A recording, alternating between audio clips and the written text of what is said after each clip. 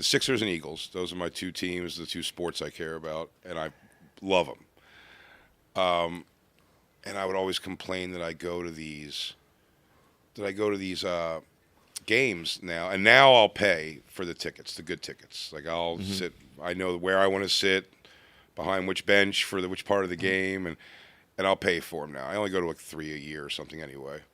It's a good amount. And yeah, get to, and for football, it's for like the Sixers, and then I get to like one maybe 2 Eagles games if I can. But I'll pay the money and sit up front. But I also get frustrated that with all the broadcasting I do and things and the stuff I've worn and stories I've told, like my Philly teams give me zero like love from the team. The only person I know, which is awesome, but I know because he was a radio guy or is a radio guy in Philly, is the in-house announcer. His name is Matt Cord. He's the guy that does the color in stadium, which is awesome. And before the games, when we go, he'll let us come down and like watch the practice from the floor, the shoot around before the game. He'll just watch that, and then we go to our seats. It's all nice. I've tried to get season tickets before, like seats that I want, and I could tell like the process is so tedious to get season tickets. At least in Philly, it's like you have to join like a fan club thing and then go on a list. And I remember asking that guy Matt Cord one day if I could. He goes, "Is there anything you could do? I'll pay. I'll pay for seats, but I just want to get like a 10-game package, great seats. I just want to not think about it anymore." He goes, "Yeah, let me have corporate accounts like reach out to you." And you could tell that when he spoke to them, I could tell by when the guy spoke to me, that when he spoke to them, he goes, "I need you to call a guy because he's looking for season tickets." He goes, "Big J Oakerson." And I could tell the guy he said that to went, "Okay." And just like had no idea who that is. And when I called, I was like, he's like, "Yeah, Matt told me to call you, so you're looking for some season tickets." I went, "Yes, I am." And he goes, "You got to go sign up for the Sixers fan club." And I was like, "No." I was like, "So this isn't a help at all." And I kind of complain. And then when I go to the games and I sit in the seats, I can tell you, if you put on a Sixers, any game, random audience right now on a screen, I will tell you who almost everybody is in the front row. And whenever the game's not happening, I gleam at this front row like, one time, they haven't offered me once, just one game. Crazy. They asked me one time, they had me down where I was going to ring the bell before the game. Yeah. Then they go, "Sorry, Vince Papale wants to do it."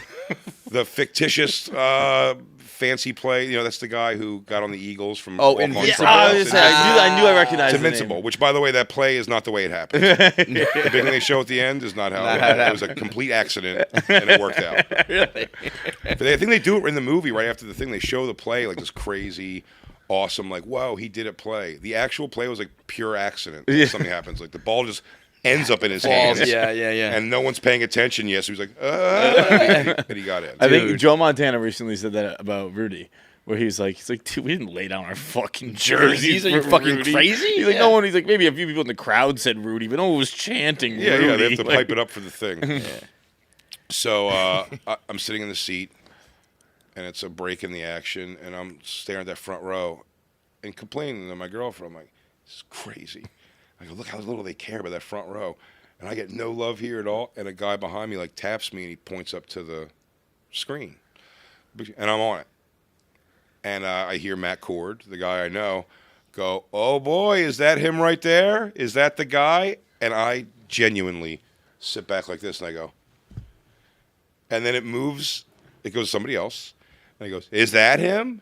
How about this guy over here?" And then it just pulls back on another guy. And he goes, "No, there he is. It's our Schick Razors beard of the game." So Bro, I was like, this is the most depressing so I go, ever. And you I was didn't like, win? "God, no, I lost." But here's the thing. So then I go, "Oh, well, at least I did notice in the thing, like they really left it on me for like probably like 7, 8 seconds or something. Everyone else is just kind of like him. And I was like, "Oh, that was Matt." Like recognizing me and being like, give me like a little like kind of like give him some shine. just like a quiet, like a little quiet burn. And I'm like, that's kind of cool. And I didn't tell him I was coming to that game, so that was pretty neat. And then afterwards, the game, I go over behind him and I go, Matt. And he turns around, he goes, Jay, I didn't know you were coming to the game tonight. He wasn't even that. He didn't even recognize me. I was just a loser for shit gear to the game. If you own a home, you have to get a security system, and the best one in the game right now is SimplySafe, and right now you can get 50% off when you go to SimplySafe.com, click the link below, and get half off your security system. Bro, that is so weird because in certain circles, whether it's the Skanks and Skankfest or Bonfire or just the comedy world in general, you are talked about at the top of the top. Like, the best storyteller like in the world, the best stand-up performer they've ever seen. Nobody wants to follow you, all of that. I mean, I've never heard anything but that. And the people who know, the fans who know, and will be, you're on everyone's top 5, top 3, whatever, Mount Rushmore, all that shit. And then in the comedy world, you can be all that, and then you can be the guy who walks down the street and loses the chick fucking beard contest. And then, except for Chappelle, Louis, and a couple guys. There's it's something like good about that. Mike Fenoy is a great comic too. Told me like he made an analogy one time that like kind of eased my mind to also for what it makes me realize more like what I want and what I like. Like I genuinely don't. At this point now, this is like again probably older realizations, but like I don't want to walk down the street and be. I see like Sal Volcano and like what like if we are walking from one place to another, we have to make like genuine decisions en route. Yeah, of walking because you're like and he has to put his hood up, or you're going to be stopped like constantly. Not that you don't love the fans. Like sure, you appreciate that, but it sucks. It's a very very interesting life and on what it is you want. Like I realize now I want the success, financial, obviously, first and foremost, and respect of like the people you work with and your fans.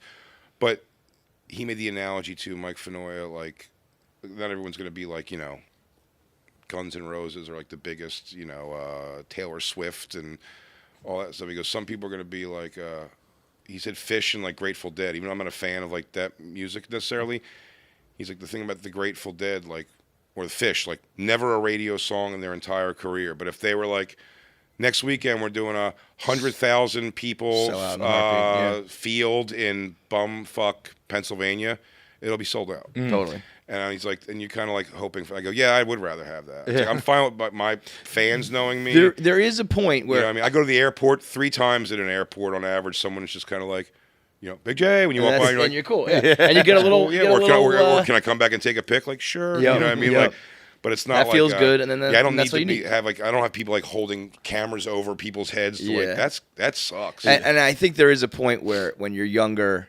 you say like, oh, I don't want that. I don't want that fame. But yes, you do want it. But then there is a point where it's like, no, I truly don't. I would love the money that comes along with that, but there is that break-off point where it's like, all right, I want to make more, and then if it goes to this level and that shit starts happening, I honestly would rather drop back down. But also when you have an audience like that, it's like core like that, which is and hardcore also like that, is that they do really know you. They like you really for like the work you do. Yeah. And the stuff, whether it be broadcasting, specials, whatever it is, live shows. Like people, like I said, I've said this. I've been guilty of this a lot. I actually talked about this recently. How funny this is. I've never met a celebrity who I am aware of that when I shake their hand, I don't say, "Dude, huge fan," and it's disingenuous. Now, it's not really because the idea is, even if I'm not a big fan of Garth Brooks at all. I know the same 4 songs everyone would know about that. I say big fan in the sense of that you do mean it, because what you're saying is like, wow, dude, like you're Garth Brooks. I'm still like, I respect your success. Yeah, it's like, wow, you've done a crazy thing, but it's not like the people who will stop me, be it at an airport or a restaurant or anything, they're like, they know more about your life than you. Yeah, exactly. I'm saying they come over, they're like, it's like, hey man, hope the whatever goes good. Hope the Nashville Comedy Festival goes good. Yeah. Did Isabella do good on her finals? Like, I had to get used to that. That particularly was the thing. Goes, Isabella pick a college yet? I'm like, who the fuck are you? And like, you were saying all last week that she was thinking if she was going to go to college or not. And I was like, oh, yeah, I did say that. Thank you for asking. No, not yet. As a matter of fact, no, she was deferred. Yeah.